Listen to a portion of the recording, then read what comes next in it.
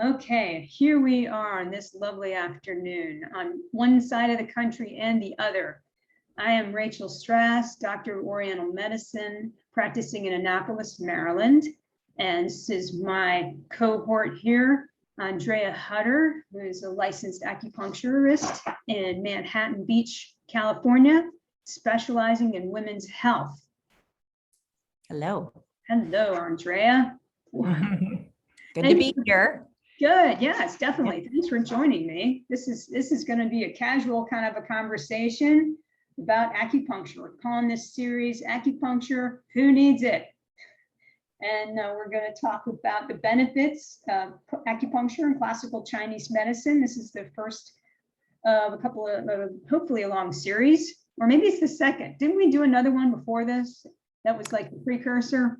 Yes, it was that was the precursor. Yeah. Right. That was the precursor. And this is the first, or maybe that was the prelude and this is the intro. I'm not really Yes, sure. that's right. I like that better. Yeah. There you go. Yeah. My specialty is performance anxiety with artists and performers of all kinds. And so I have to make music analogies and jokes because that's just what I do. So for my bad jokes. Okay. So today I'm going to discuss what is acupuncture, basically, how acupuncture is different from Western medicine, basic concepts there, and we'll give you some terms and tell you all about qi and what we mean when we say qi and some of the different types of qi. And then Andrea is going to talk about women's health and how women's needs change over the course of their lifetime. Heady stuff, very heady stuff, indeed. Yes. Okay, so I guess I'll get started then.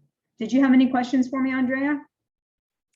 Yeah, I do actually. I wanted to ask on behalf of the audience, what is qi? Qi is a word that gets thrown around. I feel like in the, in very casual conversations, you'll hear someone mention qi. They usually spell it wrong. If it's written, they spell it CHI and not QI like we do in Chinese medicine. But talk about qi and what it is, maybe where it comes from and the different types of qi.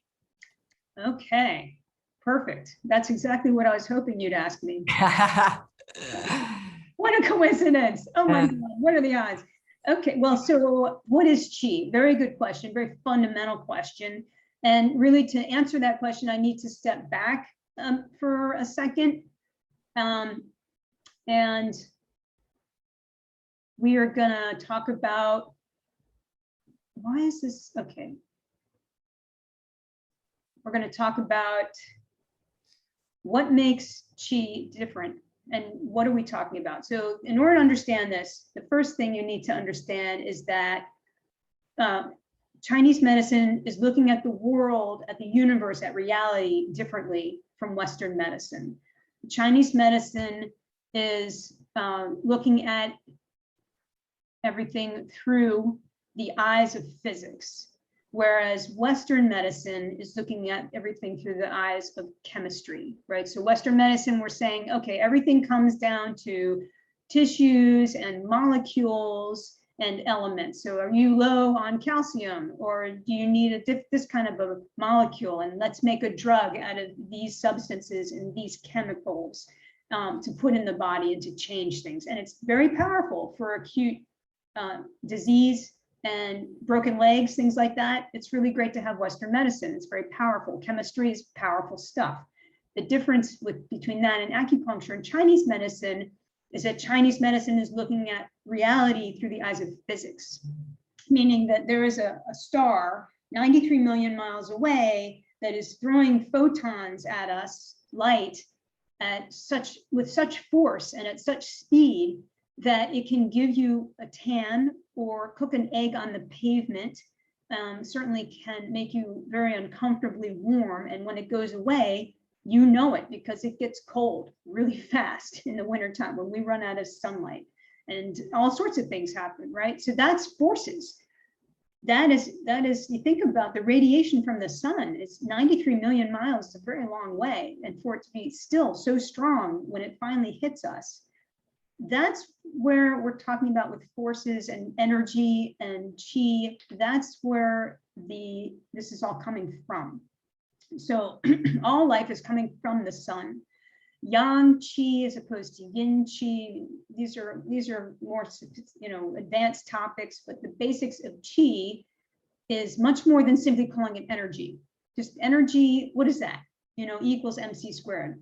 I don't know what that means, right? But I do understand what heat of the sun feels like. I know what that is. I know that that gives me energy. And if it's too much, it taxes my energy. It makes me tired.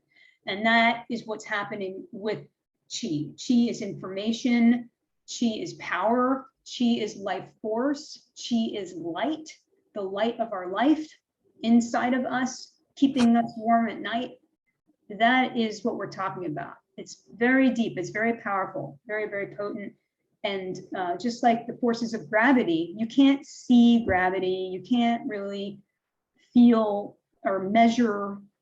It's intangible, but it's there because it's a force, and it is keeping your butt in the chair. It's keeping your feet on the ground. And we know how fast the acceleration happens, but that's a result of gravity, right? We can calculate how fast things are falling, but that is not actually a picture of gravity. There's no picture that you can show, but we know it's true and we know it's real. No one denies the fact that gravity is happening.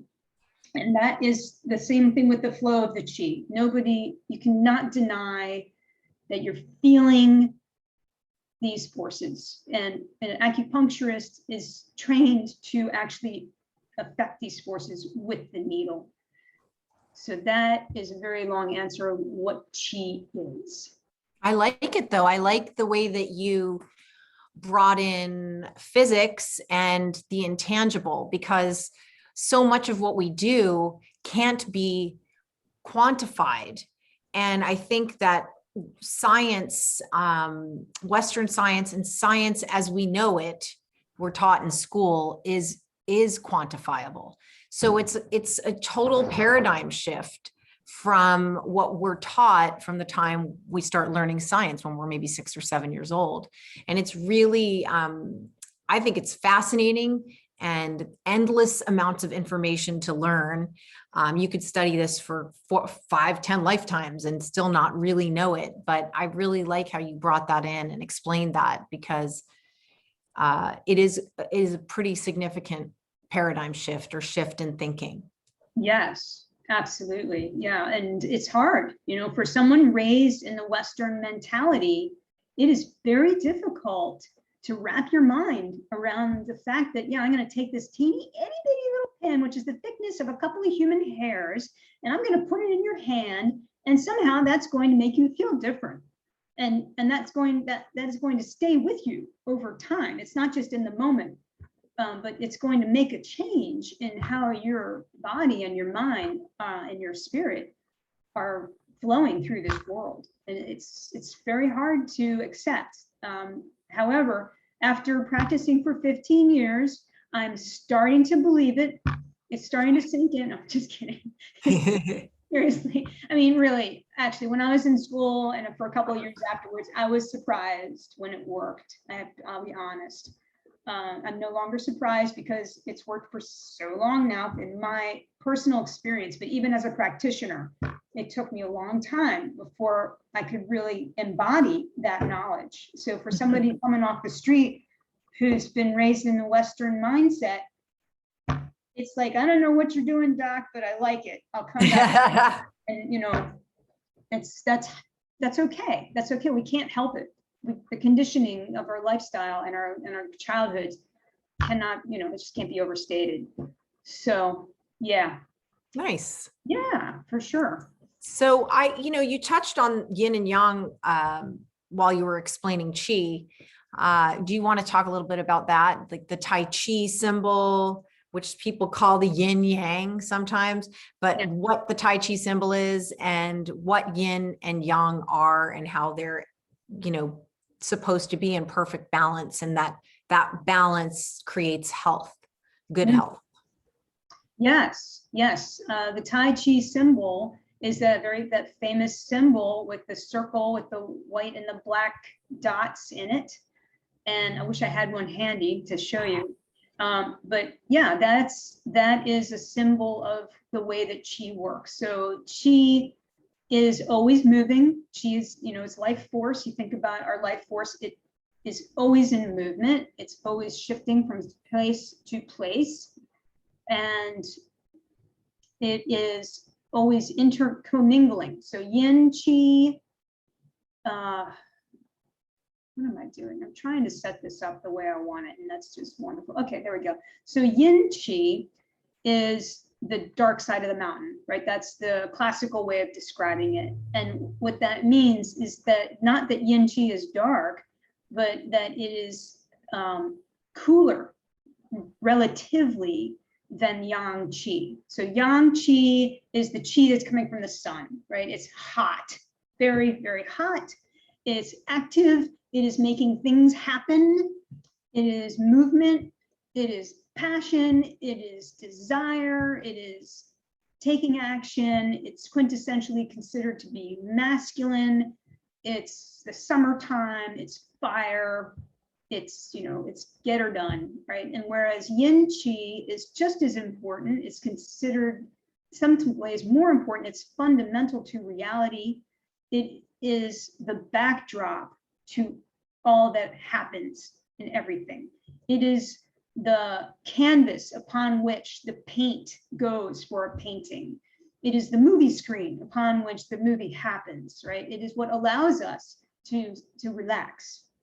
It is darker, it is moist, it is heavy, it is lower, right? It's like nighttime and moon controlled by the moon, right? Right, like more exactly. that moon energy, lunar energy. Very much so. Yes, it's the blood, it's the moisture, right? And so that is the nighttime. That is the cool time. That is where the sun is not as apparent. The sun is still warming the planet, but it's warming the other side of the planet. So it's not, yin is not the loss of the sun or the lack of the sun, but it is the softer side of reality. So it's allowing us to sleep at night. It's bringing us down so we can sit still and watch an interview, right? And think about things and wait, wait at the red light. This is what allows you to have patience, is the yin Qi. When you're missing the yin Qi, then you have a hard time being patient and you have a hard time sitting still, and you might get, you might feel hot, too hot all the time. These are common signs of yin Qi deficiency. You get dried out, you're thirsty all the time, and you're hot, and and you can't sleep at night. Those are indicators that yin Qi might be depleted. It's not always the case, but that's a good place to start looking if somebody shows up with those kinds of symptoms. So yeah, you have the yang is the white part of that Tai Chi symbol, and the yin is the black part of that Tai Chi symbol, and the white part has a black dot in it, and the black part has a white dot in it. And that is showing that Qi is continually shifting from one state to another. Yin Qi is going down to the bottom and then coming back up and becoming more yang. Yang Qi is getting to the top and going down to the bottom and becoming more yin. Day goes into night, right? Winter goes into summer, coming up. And in the winter, there is still heat, right? There is still, the sun is still there in the winter time. It's just a shorter day. So that's how yang Qi shows up in the black. So that white dot shows up in the black is showing yang within yin. So it's very meaningful to have this picture is indicating that, the circulation is always happening and things are always in transition. And that is life, to have that change in place constantly. As it's been said so many times that the only thing that doesn't change is the fact that things do change, right? And that's Qi. That's the principles of Qi. That is, I can say it a million different ways, but that's the bottom line, right? I think one time someone explained to me, and this made a lot of sense. just to elaborate a little bit on what you're saying, is the nervous system and the brain too, the parasympathetic and the sympathetic nervous systems, like that fight or flight sympathetic system is like more of the yang energy, and that parasympathetic or rest and digest part of our autonomic nervous system is more of the yin. So those things are supposed to be in balance too. Just like the Tai Chi circle, of course, the way life is going these days, we're always burning the candle at both ends and much more into that yang part of our lives, but losing a little bit of that delicate balance. But yeah, that is something that comes into play. What you were talking about, it comes into play every single day of our lives, no matter who we are, what we do, where we are, what age we are. That is one thing that remains constant. Absolutely. Yeah. You got it. These are forces, right? These are intangibles. Yeah. They're not obvious, but we know they're there. We all know that we can tell, we are living it, right? And that's one of the things I love about classical Chinese medicine, is it's based on the premise that we're living in a world and we know it quite well. And the principles of Chinese medicine are very similar to the principles of Taoism, that everything is connected and that things come from other things and nothing exists independently of anything else. Everything is connected. It's a huge web, right? And so as one, you have zero, you have dark, and then you have light, you have yin, and you have yang, and then from that, the change between yin and yang gives you qi, and that takes you to the third thing, right? The yin and the yang are two, by up and down, left and right, yes or no, and then you come to three, and that's qi, changing between yes and no, and back to yes. And then 4 is the 4 directions. You have north, south, east, west, and then 5 is time, right? Coming into time. So the 5 elements and the 5 phases also come into that 5. That the numerology in Taoism and Chinese medicine is a lot of fun to talk about too. We don't have time for that today. But yeah, that's a whole nother conversation. That's a whole nother conversation. Yes, absolutely. Ask me tomorrow. Yeah. That's right. Yeah, I mean, I could talk about this forever, but we don't have that long of a time. So shall we move on? Yeah, I think a really nice place to start in our next conversation. Yeah. Okay. Acupuncture, who needs it? That's right. Number 3 would be the 5 elements or 5 phases, like you were talking about. I think people really, that resonates with people. When people learn about it, it even resonates with kids when you bring it to kids. Sure. So I think that would be an amazing place to start. After I talk about my little piece, yes, today, next conversation can be about that. Right. Okay. So next time we're going to talk about the 5 elements, right? Yes. That's our next. So stay tuned, and let's let Andrea talk about women's health for a little while. So how do women's needs change over time? Right? Yep. So one of the classic texts that we study when we're getting our degrees in acupuncture and traditional Chinese medicine is the Yellow Emperor's Classic of Medicine, was written 2000 plus years ago. And in this text, we learn about the 7-year cycles in a woman's life. Women's experience 7-year cycles, men experience 8-year cycles.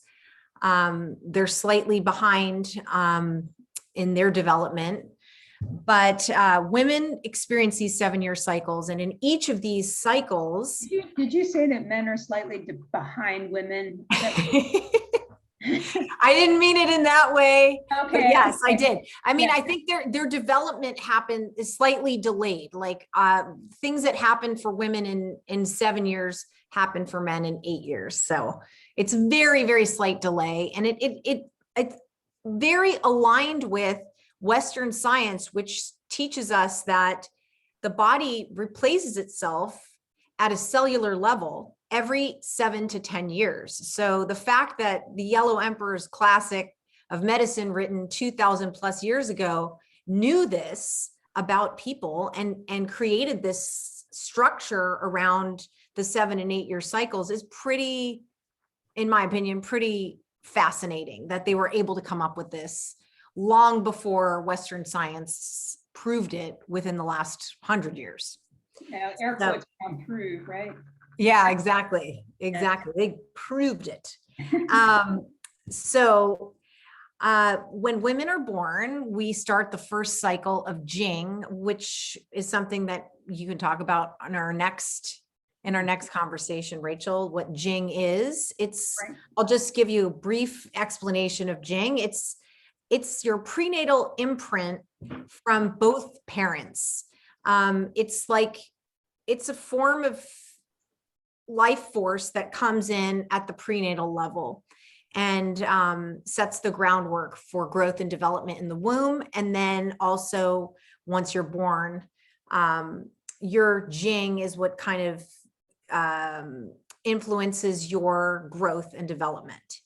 So in the first cycle of Jing for women, I'll call that the growth cycle. That's the cycle where you're basically, it's like you're planting a flower and you're feeding it and watering it. And the sort of emphasis is on growth. So a baby is born, grows in the womb, it's born, and it continues to grow. The amount of growth that happens in those first 7 years is unbelievable. And the focus would be on nutrients and feeding with appropriate nutrients to support that growth. So I would say for the first 7 years of a woman's life or a girl's life at this point, you're preparing the soil for the flower to grow, the bones to grow, the teeth to grow, and also the brain. So making sure that the growth and development happens in the brain. As they get closer to the age of 7 and on to 14, that would be the second cycle of Jing, and I'll call that the flow. So that is when a woman's body matures, hormones start to basically start to flow in the body, coming from the brain, the pituitary and the hypothalamus, and into the reproductive organs. So these cycles are based on the ancient texts. And I guess at that time, most women were getting their menstrual cycles at age 14. Now I think people are getting their menstrual cycles anywhere from, I'll say 10 to 14 is now sort of the new normal. But at this time in history, the cycle would start at 14, and the need would be mostly to support the flow of life, the flow of the menstrual cycle, the flow of the hormones, and creating patterns where you incorporate physical movement to assist that smooth flow of energy through the body, or smooth flow of chi through the body, as Rachel talked about. And also important during this time, as they're getting closer to 14, would be to learn about the menstrual cycle, the 4 phases of the menstrual cycle. So that would be the menstrual week, the follicular week, the ovulation week, and the luteal week. So just making sure that each of those cycles have a different set of needs, nutritionally, sleep, exercise, movement, spiritual practice or meditation. Each one of those weeks that make up the 28-day cycle have a different set of parameters that we should all sort of be abiding by. I think this is an ancient concept that is now back in the being placed back into the conscience of people and of women, so that they're more aware of how to best take care of themselves to prevent things like cramps and PMS and moodiness that we've all come to sort of accept as normal. Doesn't necessarily have to be normal. It could be normal to just feel awesome all month. Oh, I love that. That sounds right. good. Yeah. That would be nice. But it definitely requires some awareness and some the ability to change what you're doing each week of that cycle. So that's a good time to become aware of that. So we've got the growth cycle, the flow cycle. The third cycle I would call the balance cycle. That's ages 14 to 21. And that is when your kidney chi, which is sort of the foundational chi in your body or life force, that reaches a balanced state. Your teeth complete growth during this time. So you've got your full set of teeth, adult teeth, including your wisdom teeth if you kept them. And this is a great time in life to create balance. So this is a time where I feel women are sort of heading out into the real world on their own. Like we would call it going away to college happens during this time. And making sure that they're creating a lifestyle that is balanced. It isn't all fun. It isn't all work or study. It isn't all spiritual practice, but a balance of those things, and continuing to take care of their nutrition, their health, getting adequate sleep, etc. We're also having babies, right? 14 to Yeah, 20. I mean, yes, absolutely. This 2000 years ago, women, this would have been the beginning of the optimal time to bear children. Yeah.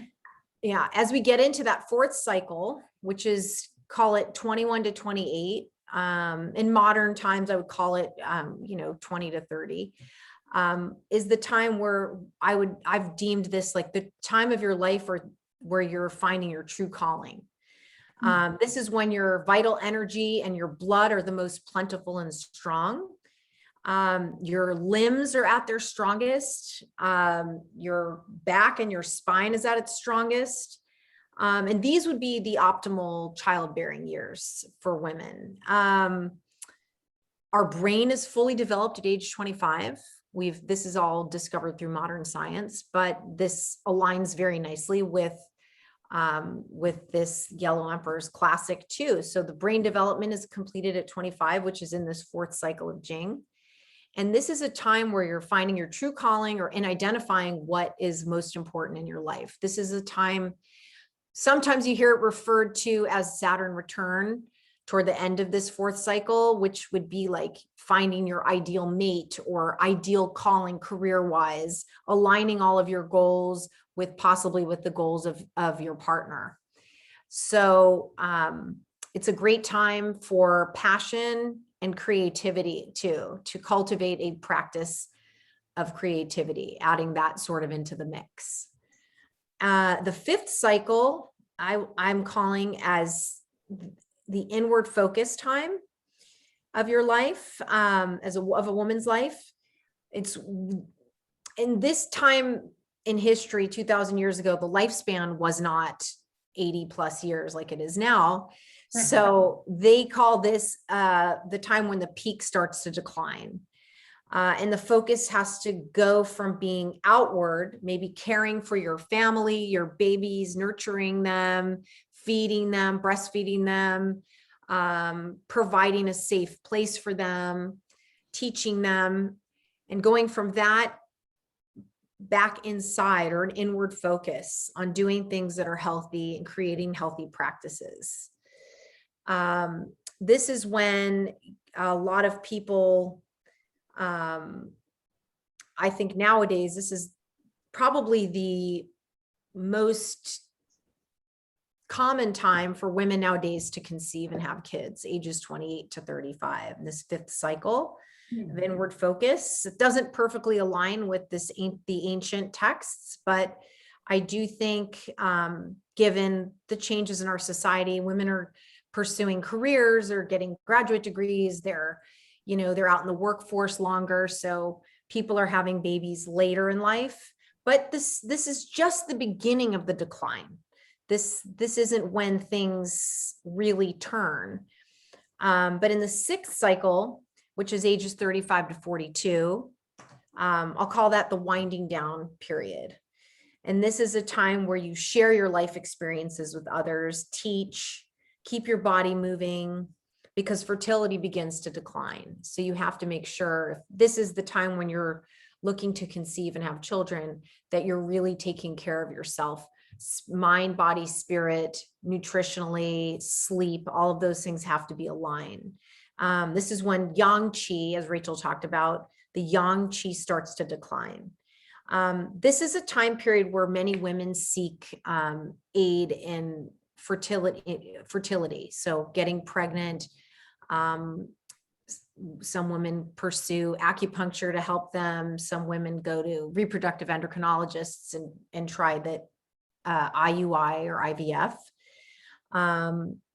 So this is a time where, especially if one is looking to do that, to really learn to cultivate your qi through practices of qigong, tai chi, yoga, doing things that are as yin as they are yang, making sure you're really paying attention to balancing out your life. And I'll end with the 7th cycle, which is ages 42 to 49. And I'm going to call this the 2nd spring. This is the time where the menses ceases, or begins to cease. You'll see a lot of women begin the perimenopausal process during this time, or enter into menopause. The energy that was given to that menstrual cycle now can be directed elsewhere again. So this is another opportunity. And I really hope that women understand and begin to adapt to the fact that this is a time that does not have to be a negative time of life. It doesn't have to be something that's dreaded or frowned upon, but it is an opportunity. It is a 2nd spring. It is an opportunity to really hone in on who you are, what you're meant to be in this world, how you want to show up in this world, and move forward with that. And with all of the strength and wisdom that they've acquired in their lifetime up until that point, and continue to. So this is really, in my opinion, as I'm in this cycle, I'm in the 7th cycle, but 7 is my lucky number. And, this is a time where I hope that we all learn to support one another as women and really help each other come into our own, because this can be a very rich time in life for all women. Yeah. And then, keep up the nutrition, keep up the good work on keeping your body moving and keeping the yin and yang balanced. And heading into, the 8th and beyond cycles, I think that, that sums it up pretty nicely. What about those of us who are 50? Are we gone? Are we off the start? Wait a minute. No, you're in that 8th and beyond cycle where you've figured out who you are and what you want to do and how you want to move forward in the world and for the rest of your life. So you're saying I'm one step beyond, is that right? No, you're still in your 2nd spring, Rachel. Am I? Oh, all right. I'll take that. That's fine. Of course. I mean, we've been going to acupuncture and we've been practicing this amazing medicine for years now. So we're familiar with all this good stuff. Yes, we are. And we're living it. We're walking the walk, right? Yeah, we're walking the walk, and we just want to share it with everyone that we can. Absolutely. Absolutely. It's just such a huge paradigm to live in. It creates a world that is so much bigger than just nuts and bolts and vitamins. And, these things are tinker toys in many ways. Whereas when you look at the world as this oneness, this enormous oneness, and that we are each of us living cycles within cycles of that, it just blows the whole thing into this marvelous world of possibilities and freedom. So, well, thank you. Thank you. Yes, and so next time we are going to talk about more about the 5 elements and how that works, and constitutional factor. I'm going to talk about the constitutional factor, and if you're wondering what that is, well, stay tuned for our next Tune one. in. Okay. All right. Thank you very Thank much. you. Thanks. Have a great day. You All too. right. Bye. Bye-bye.